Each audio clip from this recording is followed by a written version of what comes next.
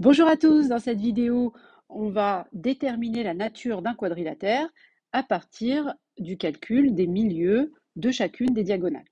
Alors allons-y, les 4 points sont donnés dans un repère orthonormé, c'est-à-dire que vous avez la même unité sur les abscisses et sur les ordonnées, et que par ailleurs, les deux axes sont perpendiculaires. Alors on me demande en première question de déterminer les coordonnées du milieu de AC.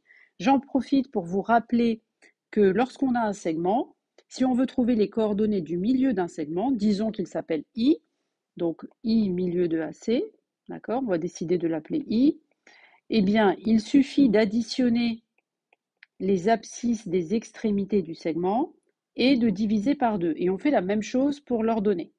Alors ici, l'abscisse de A, alors je vous rappelle que l'abscisse de A, c'est le premier et l'ordonnée, c'est le deuxième. C'est dans l'ordre alphabétique, X, Y. Donc ici, c'est 1 plus 0, puisque l'abscisse de C, c'est 0, et je divise par 2. J'ai trouvé que le milieu de AC a pour abscisse 1,5.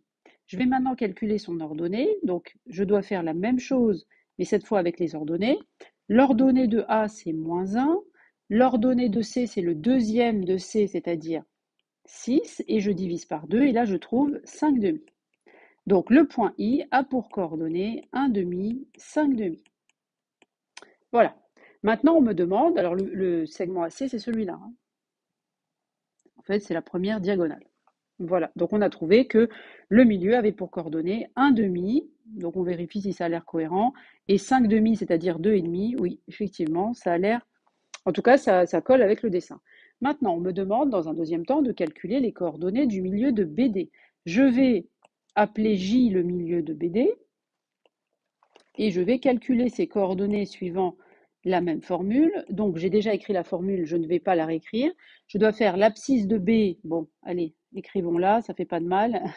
XB plus XD sur 2. Et qu'est-ce que j'obtiens? Alors l'abscisse de B, c'est celui-là, c'est moins 2. Et l'abscisse de D, c'est le premier de D, c'est-à-dire 3. Et donc je retrouve moins 2 plus 3, ça fait 1. Donc je retrouve 1,5, donc ça commence bien. Je retrouve la même chose que pour l'abscisse du point I.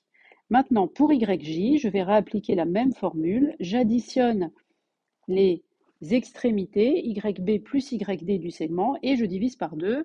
Alors, YB, c'est celui-là, donc c'est 0. L'ordonnée de D, c'est le deuxième de D, donc c'est celui-là, c'est 5. Et tout ça, divisé par 2, ça fait 5,5. J'obtiens que le milieu du segment BD a pour coordonnées 1,5, 5,5. Je vois bien que I et J sont égaux car ils ont les mêmes coordonnées. Donc deux points qui ont les mêmes coordonnées sont des points en fait qui sont confondus. Regardons un petit peu ce qui se passe. En fait, on voit que I et J arrivent au même endroit et que donc les diagonales de ce quadrilatère ont le même milieu, c'est-à-dire que le milieu de la première diagonale correspond au milieu de la seconde diagonale. Et quand on a une configuration qui vérifie cette propriété, on sait que dans ce cas, le quadrilatère est un parallélogramme, c'est-à-dire que les côtés opposés sont parallèles et de même longueur. Voilà, bah écoutez, j'en ai fini avec cette vidéo, j'espère qu'elle vous a plu, qu'elle vous a aidé, et moi je vous dis à très bientôt pour une prochaine vidéo.